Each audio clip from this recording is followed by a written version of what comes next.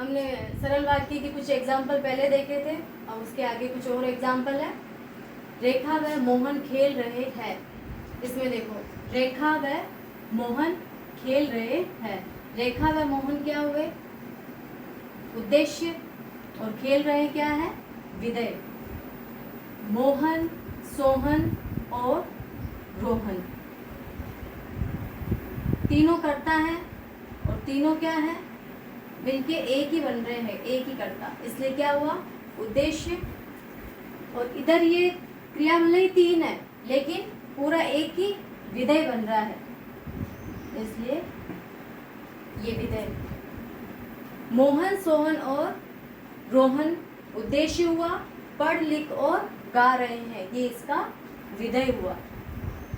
माता, पिता और बच्चे चलचित्र देख रहे हैं। माता, पिता और बच्चे उद्देश्य। चलचित्र देख रहे हैं, विधेय। अब इसके माध्यम से देखना कि एक सरल वाक्य को मैंने संयुक्त में भी बदला है, फिर इसको मिश्र में भी बदला है, क्योंकि ऊपर आपको ऐसा लग रहा होगा कि यहाँ पे भी और का प्रयोग है, यहाँ पे भी और का प्रयोग है, तो फिर ये संयुक्त वाक्य क्यों नहीं हो सकता? तो क्यों नहीं हो सकता वो मैं इस एग्जाम्पल के माध्यम से तुम्हें समझाती हूँ। उसने राम और श्याम को आते और जाते हुए देखा। ठीक है, यहाँ राम और श्याम इन दोनों को जोड़ने के लिए और का प्रयोग किया जा रहा है, न कि दो स्वतंत्र वाक्यों को जोड़ने के लिए। जो इसमें देखो, उसने राम को आते देखा और श्याम को जाते देखा, ये हुआ दो अलग अलग वाक्य। राम क्या कर रहा है? उसने राम को कैसे देखा? आते हुए। और श्याम को कैसे देखा? जाते हुए। आते और जाते, तो ये दोनों आपस में स्वतंत्र वाक्य है। जैसे उसने राम को देखा, ठीक है, आते देखा, फिर इसका दूसरा देखो, राम को जाते देखा। दो स्वतंत्र वाक्यों को जो योजक जोड़ता है, संयोजक,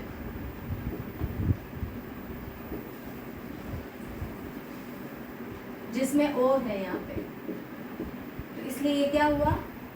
संयुक्त वाक्य। यहाँ पे स्वतंत्र वाक्य नहीं थे ये, राम और श्याम दो व्यक्ति हैं जिनको जोड़ रहा है, यहाँ पर ये पूरे स्वतंत्र वाक्य हैं। अब इसी का एग्जाम्पल ये है जो मिश्र वाक्य का है। उसने राम और श्याम को देखा जो आ और जा रहे थे। ये देखो एक दूसरे पे निर्भर कर रहा है, और जो है संयोजक, ये इन्हें जोड़ने का कार्य कर रहा है। उसने राम और श्याम को देखा। अब ये वाक्य क्या अपने आप में कंप्लीट है? क्या देखा भाई? राम और श्याम में कुछ तो देखा होगा उसने, तो ये है इसका वाक्यांश। जो मैंने वाक्य जब बताया था शुरू में, तब मैंने कहा था कि ऐसा सार्थक समूह जो पूरा हो, कंप्लीट वाक्य हो, न कि वाक्यांश। और मैंने ये भी कहा था कि वाक्यांश के बारे में मैं मिश्र वाक्य में बताऊंगी। तो ये देखो, उसने राम और श्याम को देखा, ये हुआ वाक्यांश। जो क्या कर रहे थे? आ और जा रहे थे, ये हुआ इसका मिश्र वाक्य। अब समझ में आ गया आपको? देखो यहाँ पे, उसने राम और श्याम को आते और जाते हुए देखा, ये इसका सरल वाक्य है। फिर इसी वाक्य को दो स्वतंत्र वाक्यों में बदलकर और योजक का प्रयोग करके इसको जोड़ लिया गया, जो संयुक्त वाक्य हो गया। फिर इसको एक दूसरे पर आश्रित कर दिया गया, एक प्रधान और एक आश्रित, इसलिए वो क्या बन गया? मिश्र वाक्य। एक और एग्जाम्पल देखो इसको, मोहन सुंदर और हंसमुख है। ये क्या है? सरल वाक्य। यहाँ पे और है, लेकिन वो इन दोनों विशेषताओं को आपस में जोड़ने का काम कर रहा है, न कि स्वतंत्र वाक्यों को। तो इसमें ये देखो, मोहन सुंदर है, ये अपने आप में एक कंप्लीट वाक्य है। वह हंसमुख है, ये अपने आप में एक स्वतंत्र वाक्य है। तो ये भी स्वतंत्र और ये भी क्या है? स्वतंत्र। इन दोनों स्वतंत्र वाक्यों को कौन जोड़ रहा है? और जोड़ रहा है। तो ये क्या हुआ, इनका संयोजक हुआ, इसलिए ये वाक्य कौन सा हो गया, संयुक्त वाक्य हो गया ये वाला। और ऊपर जो है ये क्या है, विशेषता है, किसकी, मोहन की। दो विशेषताओं को और जोड़ रहा है, इसलिए ये पूरा वाक्य क्या है, सरल वाक्य है। मोहन सुंदर और हंसमुख है। इसके आगे हम संयुक्त वाक्य के बारे में पढ़ते हैं। स्टार्ट। हाँ, अब हम पढ़ेंगे संयुक्त वाक्य। संयुक्त वाक्य क्या होता है, जब किसी वाक्य में दो स्वतंत्र वाक्य होते हैं और दोनों आपस में किसी संयोजक के द्वारा जुड़े हुए होते हैं और किसी पर आश्रित नहीं होते हैं। जहाँ आश्रित होते हैं वो मिश्र वाक्य होता है। तो इसमें वाक्य जो होते हैं वो आपस में दोनों ही वाक्य क्या होते हैं, स्वतंत्र होते हैं, और एक संयोजक होता है, किंतु, परंतु, लेकिन, इसलिए, और कोई भी हो सकता है, उससे आपस में जुड़े हुए रहते हैं और एक दूसरे पर आश्रित नहीं रहते हैं। जैसे कृष्ण बांसुरी बजाता है, अपने आप में एक पूरा क्या हुआ, स्वतंत्र वाक्य है। और राधा नाचती है, तो कृष्ण बांसुरी बजाता है, इसका क्या हुआ, उद्देश्य, और राधा नाचती है, इसका क्या हुआ, विधेय। ठीक है। और इसको आपस में क्या कर रहा है, दोनों स्वतंत्र वाक्य को जोड़ने का कार्य कर रहा है, इसलिए ये संयुक्त वाक्य हुआ। दूसरा एग्जाम्पल देखो, मोहन पुस्तक पढ़ता है और सोहन पत्र लिखता है। ये एक पूरा सेंटेंस है, और ये दूसरा, ये भी क्या है, पूरा है, सोहन पत्र लिखता है। इन दोनों स्वतंत्र वाक्यों को जोड़ने का कार्य कौन कर रहा है, और इसीलिए क्या हुआ, संयुक्त वाक्य। तीसरा देखो, मैंने राकेश को पढ़ने को कहा, मैंने राकेश को पढ़ने को कहा, पूरा सेंटेंस है। जैसे मम्मी ने राम को पढ़ने को कहा, पूरा सेंटेंस है। लेकिन यहाँ पर लेकिन क्या है, संयोजक है, वह नहीं पढ़ा, वह नहीं पढ़ा, ये भी स्वतंत्र है और ये भी स्वतंत्र है, दोनों स्वतंत्र को जोड़ रहा है। लेकिन अगला एग्जाम्पल देखो, वह बहुत व्यस्त है, वह क्या है, व्यस्त है, अपने आप में एक स्वतंत्र है। नहीं आएंगे, ये भी अपने आप में एक स्वतंत्र है, इसलिए इसको क्या कर रहा है, जोड़ रहा है।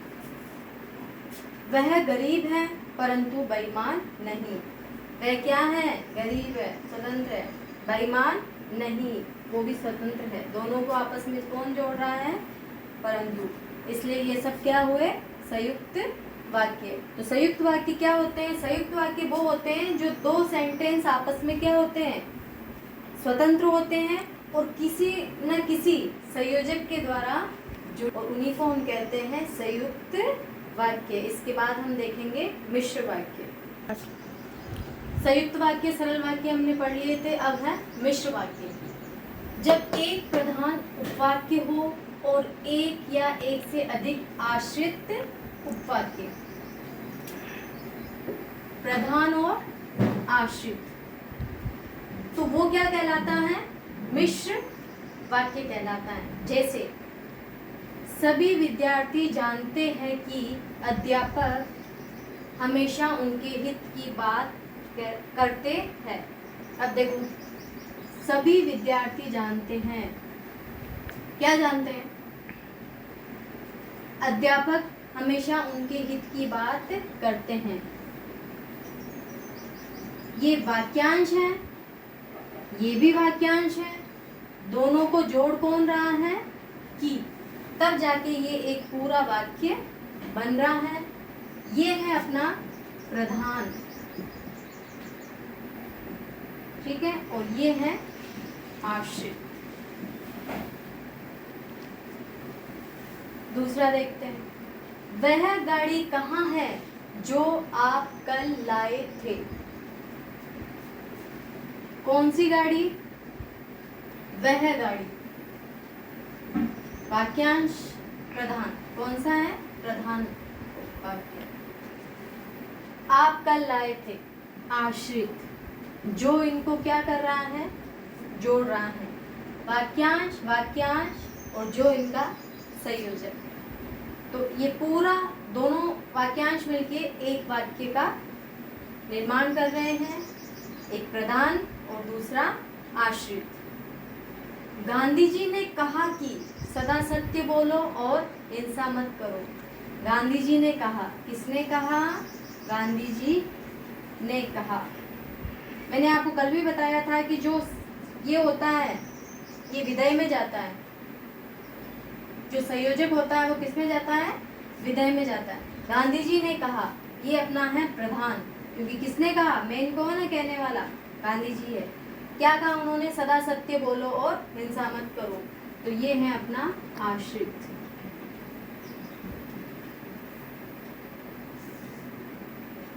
यदि मोदी जी के आदेश की पालना करोगे तो कोरोना से बच जाओगे। यदि और तो। शुरुआत में मैंने बताया था वाक्यांश क्या होता है? यदि मोहन पुस्तक पढ़ता, वो वाक्यांश था। तो यहाँ पे क्या है? यदि मोदी जी के आदेश की पालना करोगे। कौन से आदेश की पालना करनी है? कोरोना से बचने का जो उन्होंने आदेश दिया है, हमें उसकी क्या करनी है? पालना करनी है। तो ये भी क्या हुआ? मिश्र वाक्य। ये प्रधान है क्योंकि क्या कौन रहा है? मोदी जी कह रहे हैं, और ये इसका आश्रित उपवाक्य है। अब जो आपके क्वेश्चन पूछे जाते हैं, एक क्वेश्चन तो पूछा जाता है कि पहचान सरल वाक्य कौन सा है, संयुक्त वाक्य कौन सा है और मिश्र वाक्य कौन सा है।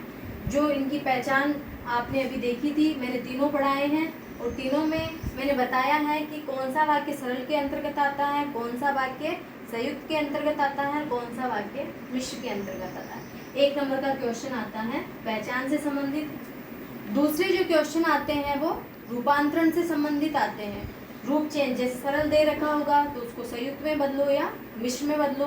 संयुक्त दे रखा होगा तो उसको सरल में बदलो या मिश्र में बदलो। मिश्र दे रखा होगा तो उसको सरल में बदलो या संयुक्त में बदलो। चेंज करना मैं बाद में बताऊंगी इसके बाद वाले लेसन में। और इसी के साथ एक 4 नंबर पे जो क्वेश्चन बनता है वो क्वेश्चन बनता है, ये जो मिश्र वाक्य हैं, ये मिश्र वाक्य के जो आश्रित उपवाक्य हैं वो 3 प्रकार के होते हैं। एक तो होता है संज्ञा, दूसरा होता है विशेषण और तीसरा होता है क्रिया विशेषण, जो हम आगे देखेंगे।